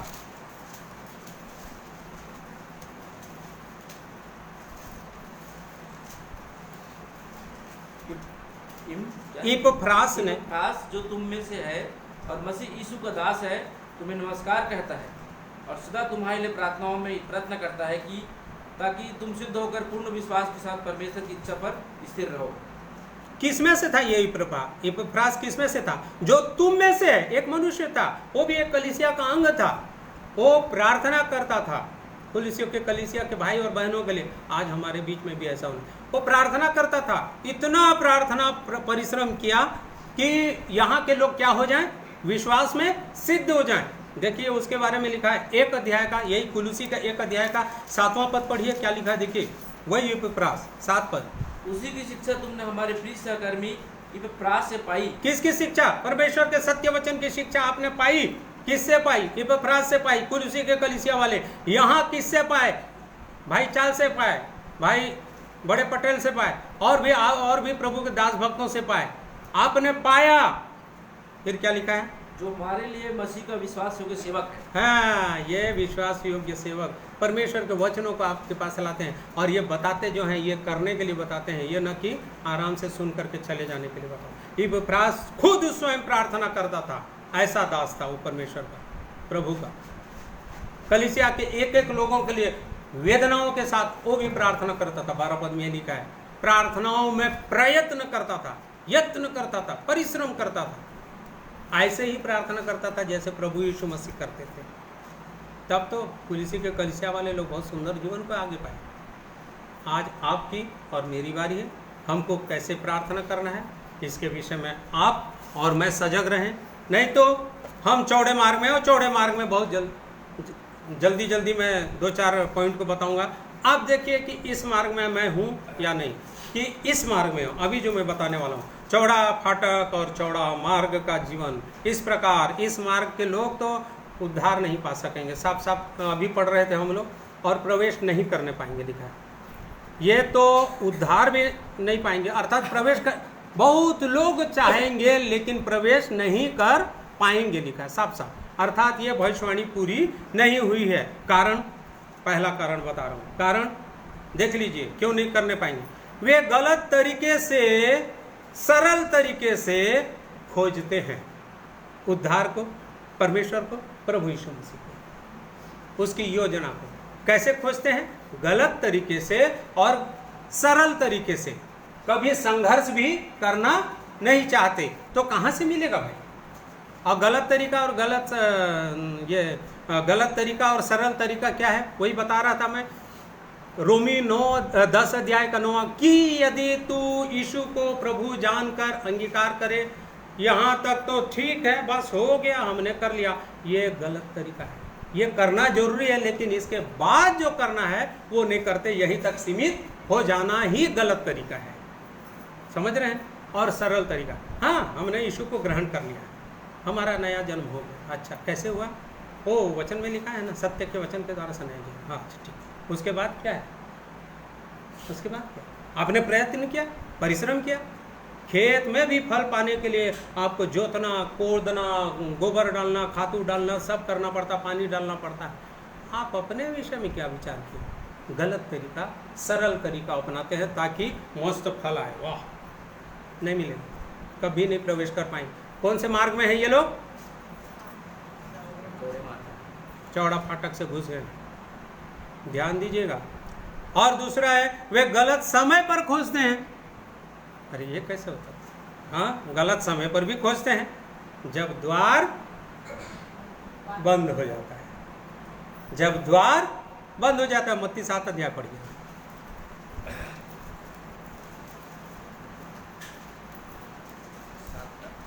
21 पद पढ़िए। जो मुझसे हे प्रभु कहता है, उनमें से हर एक स्वर्ग के राज्य में प्रवेश न करेगा, परंतु वही जो मेरे स्वर्गीय पिता की इच्छा पर चलता है। उस दिन बहुत से लोग मुझसे कहेंगे, हे प्रभु, क्या हमने तेरे नाम से ये सब करने वाले वहां मिलेंगे। और उसके बाद बोलता है लूका 13 अध्याय का 25 पद में क्या बोलता है फिर? देखो उसको देखिए जल्दी से। 13 अध्याय का 25 पद।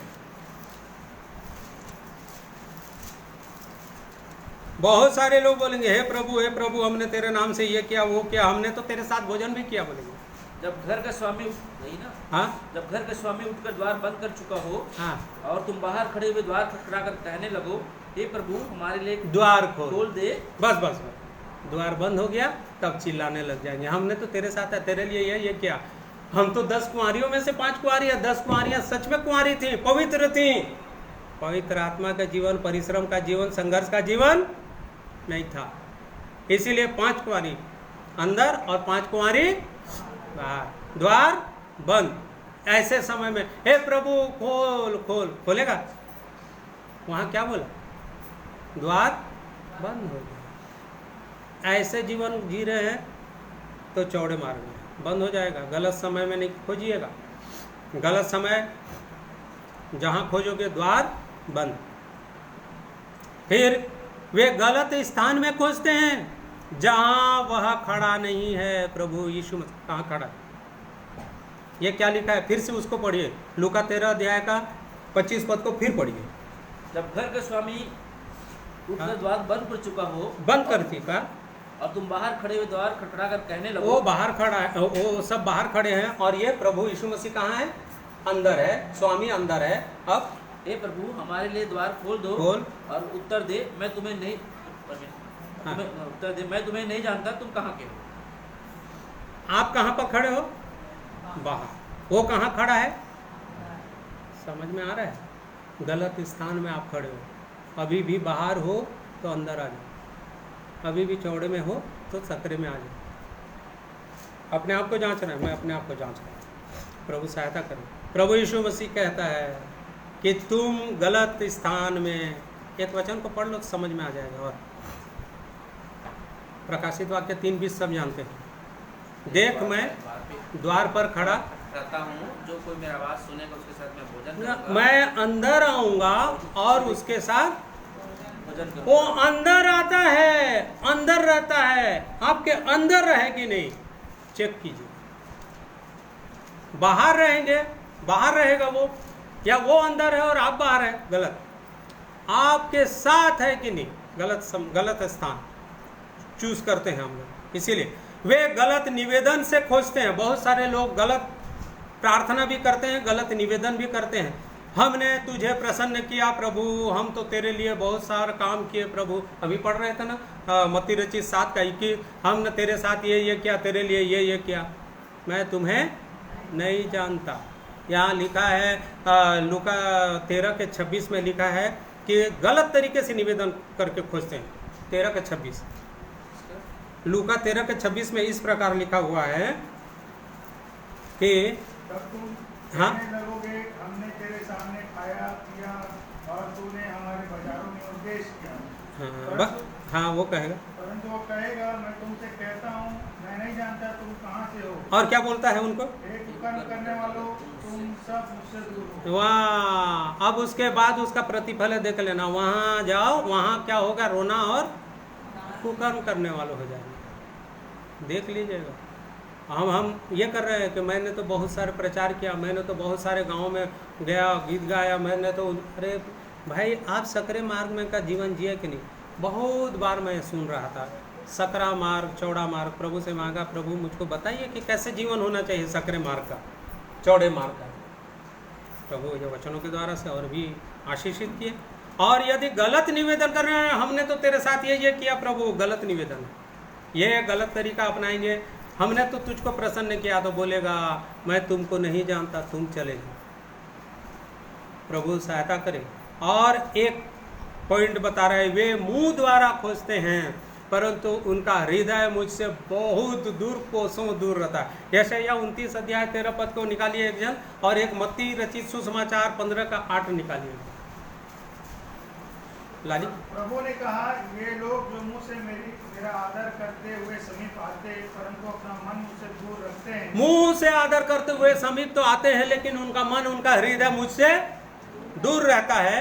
और जो केवल मनुष्यों की आज्ञा सुन सुनकर मेरा भय मानते हैं। इसीलिए मैं बोल रहा हूँ, मनुष्यों की आज्ञा मत सुनिए, हम लोग मनुष्य हैं। परमेश्वर की आज्ञा सुनिए, परमेश्वर का वचन को सुनिए। प्रभु यीशु मसीह क्या कह रहे हैं, परमेश्वर क्या कर रहे हैं, पवित्र आत्मा आपको क्या सिखाना चाह रहा है आज, अभी और हर समय। ये वचन में बोलता है, मुंह से तो आप आदर करते हो परंतु आपका हृदय और आपका मन कहाँ है, बहुत दूर है। मत्ती रचित सुसमाचार 15 के 8 में लिखता है, उसी को यही भविष्यवाणी को बताता है। देखो ये बात को यशायाह भविष्यवक्ता बोल रहा था प्रभु के लोगों के लिए, और यही चीज को कोट कर रहा है यहाँ पर मत्ती में, देख लीजिए। ये लोग ओटो से तो मेरा आदर करते हैं परंतु उनका मन मुझसे दूर रहता है, दूर रहता है। और ये व्यर्थ मेरी उपासना करते हैं क्योंकि मनुष्यों की विधियों को धर्म उपदेश। अब यहाँ तो मनुष्यों की विधियों को एक नियम, एक पैटर्न बना दिया, उस पैटर्न में चलना ही है। नहीं, प्रभु क्या बनाया है, प्रभु क्या बोलना चाह रहा है, वो तो बोलता है पैटर्न नहीं, वो तो बोलता है समय और असमय, एनी टाइम तुमको जब आवाज आए तो सुनो और वो काम करना चालू करो। कहाँ का टाइम और कहाँ का समय और कहाँ का, बोलता है सुनो। मुंह से सिर्फ प्रभु प्रभु प्रभु प्रभु करते रहोगे तो कुछ नहीं होने वाला, बोलता है। समझ में? ये सकरा मार्ग में है कि आज मुझको चेक करना है कि मैं चौड़े मार्ग में हूँ, चौड़े द्वार से प्रवेश करके घूम रहा हूँ मस्त, देख लीजिएगा। फिर मुंह के द्वारा खोजते खोजते यदि ऐसा हुआ तो चौड़े मार्ग में अंत में जा करके हमको केवल केवल केवल हानि ही उठाना पड़ेगा। 2 वचन और निकालिए, परमेश्वर हम सबकी सहायता करे। मत्ती रचित सुसमाचार उसका 19वां अध्याय उसका 16वां पद, मत्ती रचित सुसमाचार 19वां अध्याय उसका 16वां पद। एक मनुष्य यीशु के पास आया और उससे कहा, हे गुरु, मैं कौन? ये धनवान के विषय में है, धनवान लड़के के विषय में है।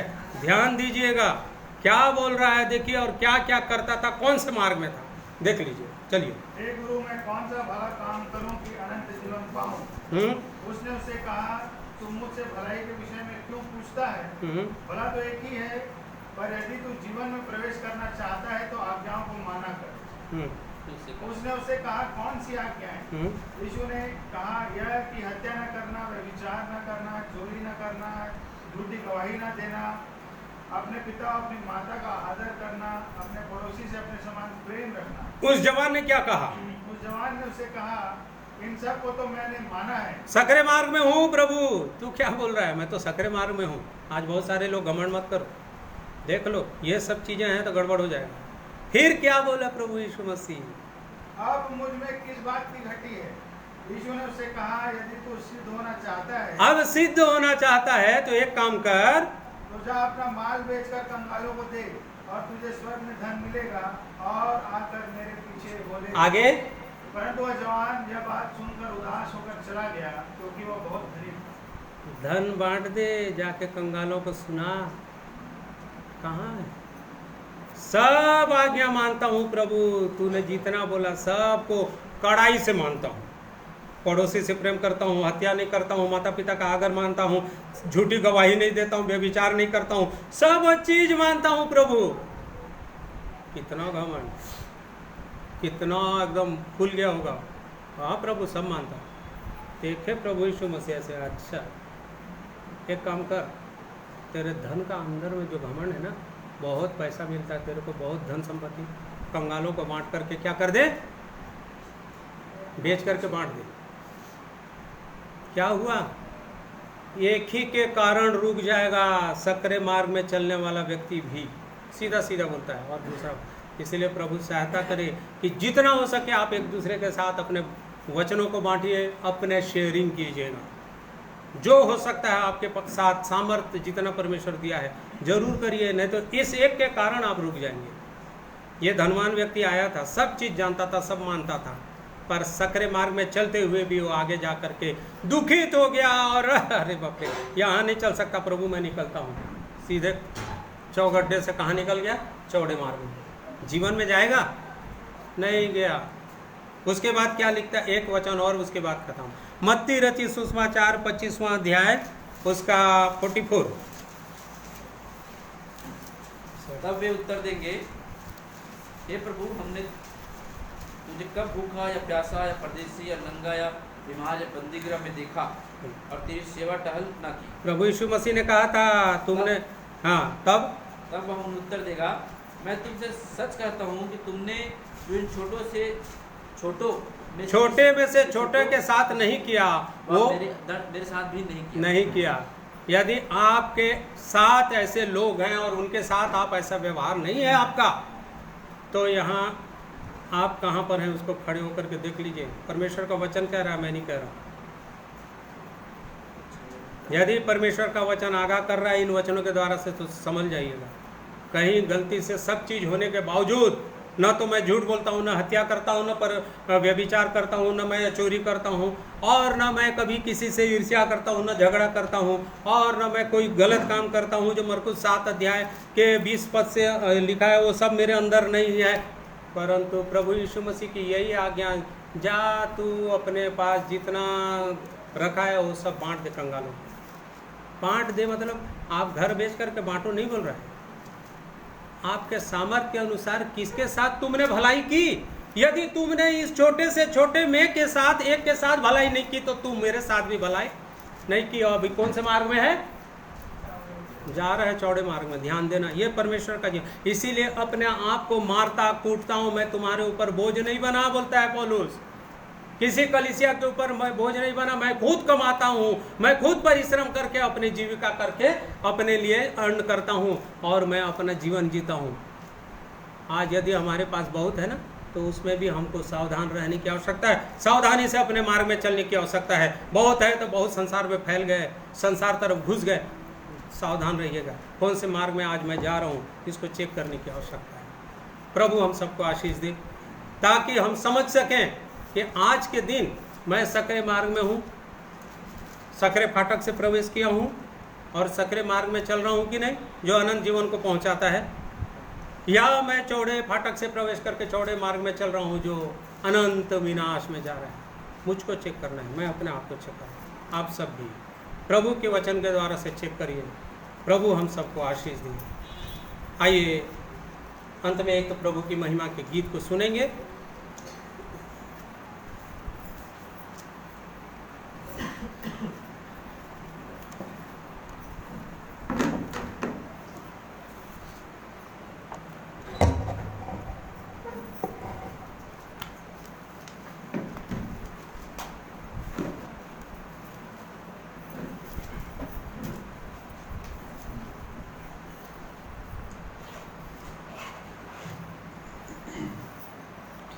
परमेश्वर पिता का धन्यवाद करते हैं सुंदर वचन के लिए।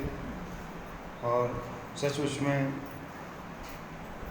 परमेश्वर का वचन दोधारी तलवार है जो काट काट और गूदे गूदे को छेद देता है। यदि हम अपने जीवन को जांचें तो परमेश्वर हमारी सहायता करते हैं और हमें अपने जीवन के हर एक उन अंधेरे भावों को दिखाते हैं, क्योंकि परमेश्वर की इच्छा है कि हम उस परमेश्वर के संग संग रहें और भी इस मार्ग में सिद्धता के साथ आगे बढ़ें।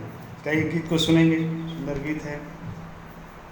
गीत के बोल हैं, मेरी निगाहों में है प्रभु तेरा ही इंतज़ार, खाली है झोली मेरी है पग में कांटे हजार। जैसे हमने वचन में सुना, इस सकरे फाटक में परेशानियां हैं, दुख हैं और कठिन है मार्ग। परमेश्वर का वचन कहता है कठिन है वो मार्ग जो जीवन को पहुंचाता है।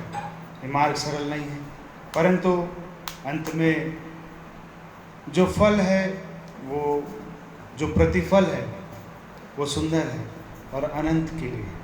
इसलिए हम अपने जीवन को जांचें कि सचमुच में हम आज कहाँ पाए जाते हैं।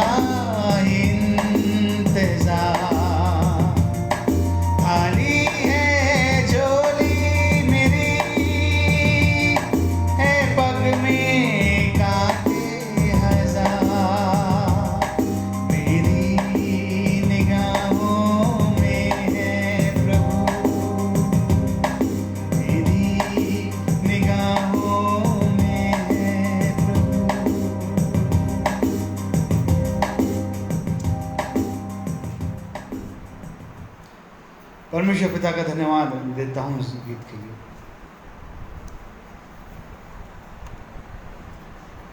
प्रभु की महिमा स्तुति हो। बहुत सुंदर। पग में कांटे हजार, यदि हम सचमुच में सक्रिय मार्ग में चलेंगे, परंतु अंत में अनंत जीवन। चौड़े मार्ग में चलते हुए बहुत सारी जगह हमें आनंद और खुशियाँ मिल सकती हैं, परंतु अंत में जाकर के हमें क्या मिलेगा? अनंत विनाश। इसीलिए आज के इस मार्ग में है, देखें प्रभु सहायता करे। आज भी यदि हमारी झोली खाली है, प्रभु से मांगिए कि वो सक्रिय मार्ग में चलने के लिए सामर्थ्य प्रभु हमको दे। आइए प्रार्थना करेंगे। अत्यंत करुणामय, सर्व सामर्थी, पवित्र पवित्र पवित्र परमेश्वर पिता, हमारे उद्धारकर्ता प्रभु यीशु मसीह में एक बार फिर से आपको हृदय से धन्यवाद करते हैं, क्योंकि आज आप हमारी सहायता किए हैं। प्रभु, आपने सचमुच में कैसे जीवन हमें जीना है वचन के द्वारा से आप हमसे बातचीत किए हैं और भी सिखाए हैं। पवित्र आत्मा की सहायता आपने हमें प्रदान किया है। आपने वचन दिया और वचन को मनन करने का भी मन दिया, ग्रहण करने का भी हृदय दिया। आपको हृदय से धन्यवाद धन्यवाद धन्यवाद करते हैं। जितने लोग सुने हैं प्रभु जी, यहाँ बैठे हुए, ऑनलाइन भी और बाद में भी जो सुनने वाले हैं, हे मेरे परमेश्वर पिता, हर एक के जीवन को आप छुइए और प्रभु जी अपने आप को जांचने के लिए आत्मा की अगुवाई प्रदान कीजिए, ताकि सही मार्ग को पकड़ करके सही मार्ग में जो सकरा मार्ग है अनंत जीवन में प्रवेश करने पाएँ। ऐसी करुणा और दया कीजिए। धन्यवाद करते हैं, आपने प्रार्थना सुना। हर एक बातों में आराधना के आपने शुरू से लेकर अब तक आपने संभाला है। आपको महिमा देते हैं। आगे के जीवन को भी प्रभु जी आपके हाथों में सौंप देते हैं। आप हमारे रक्षक बनिए, हमारे सहारा बनिए। और इसलिए प्रभु जी हम हृदय से धन्यवाद देते हुए आदर इज्जत महिमा सब कुछ आपको देते हैं। और इस प्रार्थना को, इस दुआ को उद्धार करता हमारे जीवित प्रभु यीशु मसीह के नाम से मांग लेते हैं। सुनिए और ग्रहण कीजिए। आमीन। परमेश्वर पिता का धन्यवाद। आप सबों को जय मसीह की। प्रभु आप सबों की सहायता करे और आशीष दे।